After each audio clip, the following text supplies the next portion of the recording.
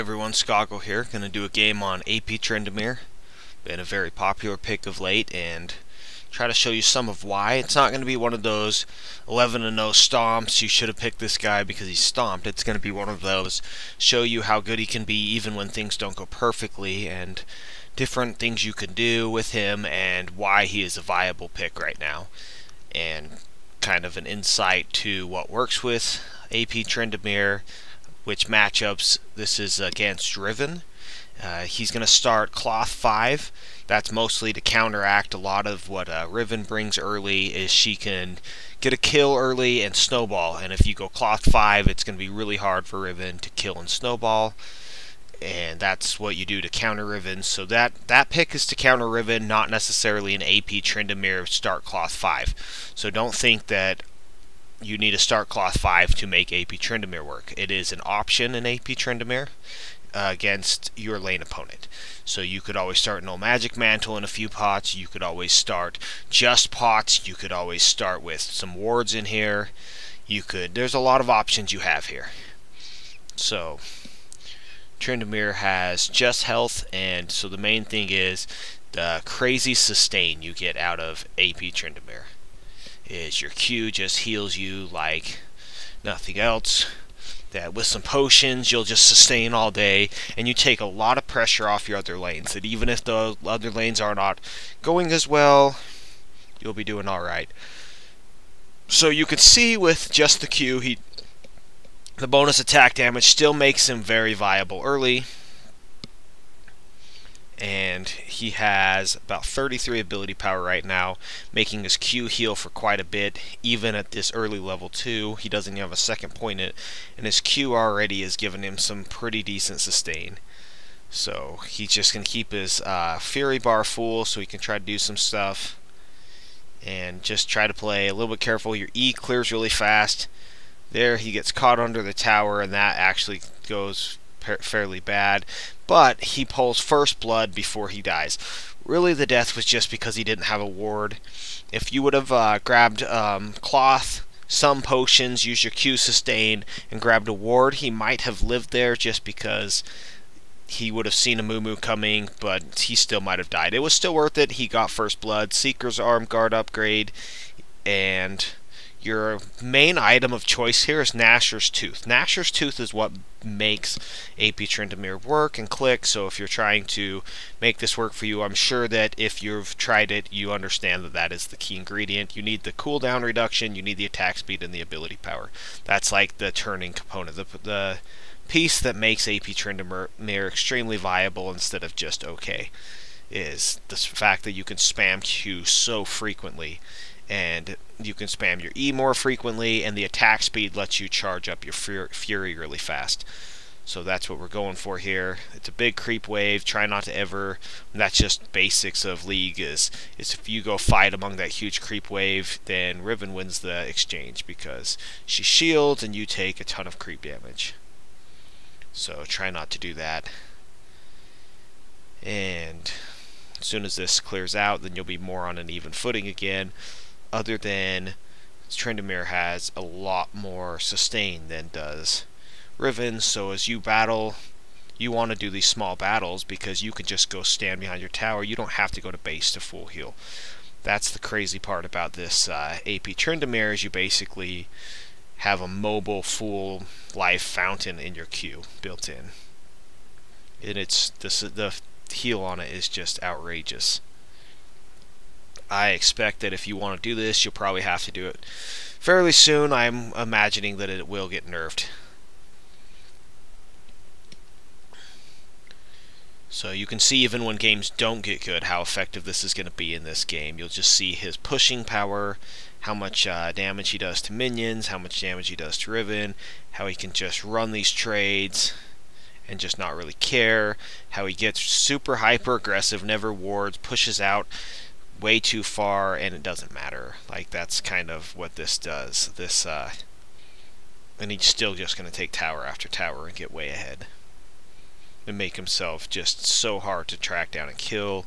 You know how hard it can be to kill a Tryndamere. He has a wall jump, he has the ability to not die for 5 seconds, and now that he has the ability to just full heal and be annoying, even if he's not going to be the most I can kill you, insta-kill you like some champions get, but he's definitely going to be one of the hardest champions to stop a split push on, because he gets the natural attack damage which threatens towers, and he has the ability to clear the waves with his spin, which also is a very good escape, and you just max your CDR and go crazy, and there's not a whole lot they can do here.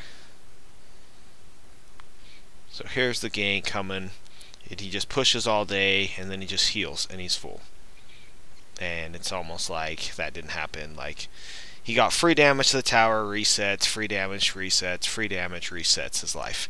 And you can do it over and over again. You'll just have to play around with how aggressive you can get, what you can and can't get away with. So Riven has to back because she can't trade like that all day, and Tryndamere can. So he can just stay in lane and out level anybody because it doesn't matter. And all that trading doesn't matter because he can just press Q and be full, and then he gets the next creep wave, and you're just going to out farm basically everybody because you're always in lane, and you're going to out sustain anybody. And so that's what you're going for, is this huge sustain farmy, always filling back up in life. So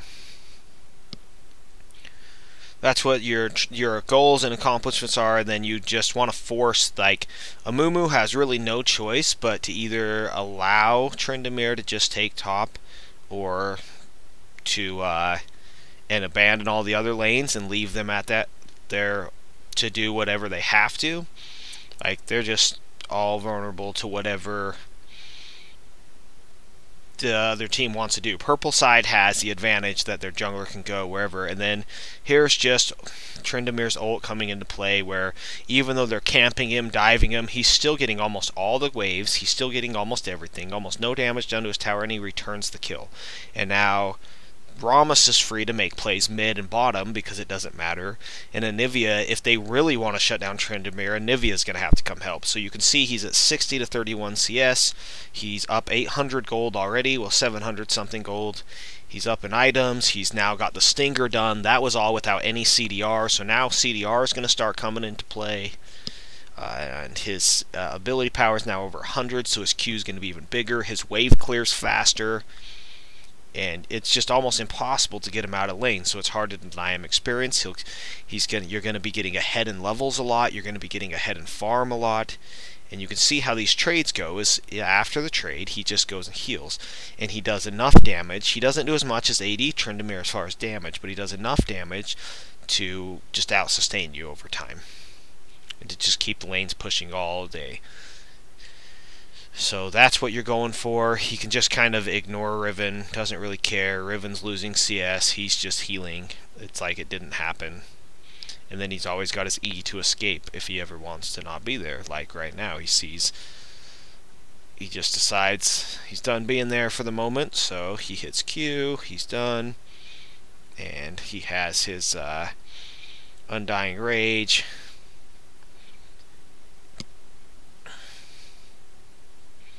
To hold on to if he thinks he needs it.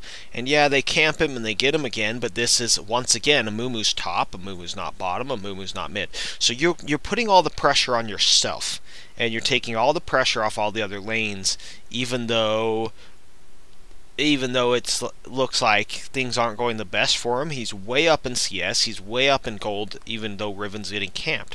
Like, Riven has Amumu camping for her, and Tryndamere's winning the lane. And that's before the tower has started to fall. And then that's before the Nashor's Tooth has even been built. So pretty soon the Nashor's Tooth is going to be built. And after Nashor's Tooth is built, you're going to see the tower go down. You'll see the second one.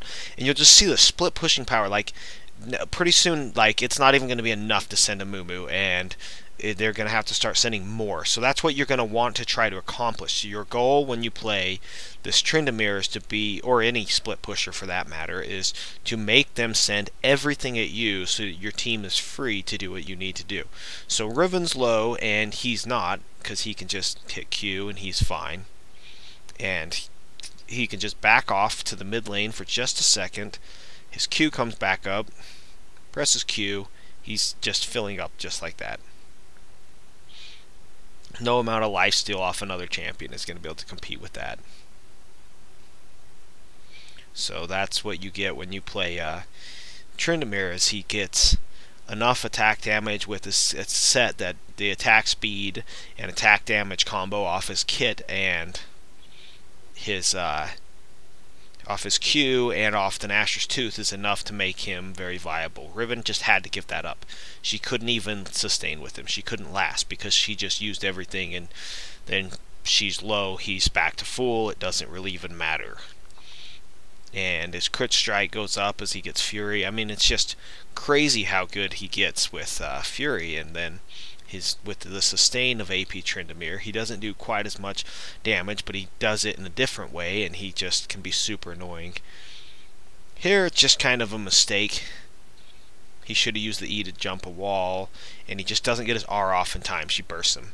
So that's just a mistake, but it doesn't really matter because he's pushed out so far that she's not going to get to the tower. She's going to get no objectives. Sometimes when you're pushed that far, a death doesn't even matter. It's just like, okay, Riven got a kill, but because they had to send 3 top, look what happened bottom. They get the double kill bottom for the 1 kill on Tryndamere, and they get Dragon. So a win for purple side because 3 people, like Riven got it by herself, but they didn't think she would, so they sent 3 people. So that's the pressure you're putting on the map. And if they have to spend that much on you, then they're not spending it much on your teammates, and your teammates are going to be, if they're having a bad game, it'll go okay. If they're having a good game, it'll go great. And then they'll start taking towers in other places because you put so much pressure on the map. There's going to be no choice here but to either help out Riven or to give up the next tower. And even if they help out, it might not be enough. He has the Nashor's Tooth now. So you can see even AP Tryndamere takes out towers quickly. Not as quickly, but it's fairly good. So Ramos is caught. He tries to help, but he can't. But he just has this ability that if you can get away just a little bit, you can just full heal. You don't have to base. You basically can run around, help your team, run across the map, go gank mid, get back to full. Do this, get back to full. Like, your Q is on such a short cooldown and heals for so much in its mana list that you basically just full heal by kiting, or by running around, or by waiting in a bush. And you just full heal over and over again. And there you just hit Undying Rage, you can't die. She has no choice but to back off, give you your space. And her ult's down, so she's no longer even a threat to stop you. And just by playing it correctly, try to kite out her shield, and now she has nothing. So all she can really do is run. And her shield comes back up, but your heal comes up, and then you have your dash. It's just crazy just what you can do just by the heal. Like, had that been AD Tryndamere, Riven play that really well, would have probably killed an AD Tryndamere. So what you're trying to do is just heal and sustain through everything. And it's still important to play well. You can't just play stupid just because you can heal, but just realize that all you have to do is use your escape, your wall jump, which is manaless, so you're never out of mana, and just run around, and then you just buy time for your Q to come back up, then buy time for your Q to come back up, and buy time. You're just buying time for your escape to come up, which is on a very low cooldown. Look at that wave clear on no cooldown. That's on a very short 5-second cooldown. Your W, which is your crowd control, is not on a long cooldown. It's on like 10 seconds. His Q is on a very short cooldown. I mean, it's like 8 or 9 seconds. So, and even the ult that makes it so he can't die, so he goes into crazy man mode and can do really crazy plays, is on a short cooldown. So I'm going to speed it up quite a bit, run back out to lane. You can see Tryndamere's up quite a bit now. He can just one-shot the waves. He's got his Ionian boots. He's got his 40% CDR. And He doesn't even have to acknowledge that Riven's chasing him. He can just go right through this tower, because all he has to do is hit Q and he can be full again. And then he's just going to go take out this creep wave really easy and just basically go full off it, and in 5 seconds he can wall jump back the other way. You just have to be ready to dodge stuff like that, and just gets right back through the wall, and he doesn't even have to go back to base. He can just turn around, get back into a bush, heal himself back to full pretty much, and by the time Q's up again, he'll be full, and he can just go right back into pushing the wave like he would have. And it's like that adventure didn't happen, other than he just took 2 creep waves and wasted 2 people's time. So it doesn't even matter that all that just went down. And his ultimate's still really strong, and you've got to dodge stuff like, you've got to still play smart, but you just got to understand that all you have to do is escape a little bit, kite it out a little bit, and your cooldowns will come up and you'll be that much more effective. You want to do trades. You want to trade and escape, trade and escape. You don't necessarily want to E into people, because you want to be Eing away from people to buy time for your Q to come back up. And he backed out because the Moo and Anivia were sitting there, and he could see the other guys coming. So as soon as they backed back off, he went right back in. And Riven doesn't really have a great answer for this. And here comes a Moo, but he sees Rammus coming, so he's not that worried about it. You just have to time your ult very well. You want to wait as long as possible to hit your Undying Rage. And then, look at that, already back to 25% health. There's no need to base. Usually after a big fight like that, you're like thinking about basing, but he doesn't need to. It doesn't even necessarily do him any good. You just take out a little bit of life from the front creeps, which you need to build up your fury anyways, and then hit E. You have your creep wave farmed. That's pretty much all you have to do to make sure your creep score is extremely high.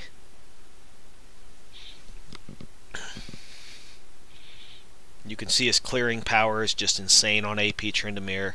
His ability to take towers, it's not quite as good as being left alone, but his survivability and if he gets caught is higher.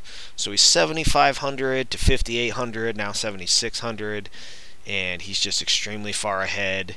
And that's going to do it. I hope you learned something about AP Tryndamere.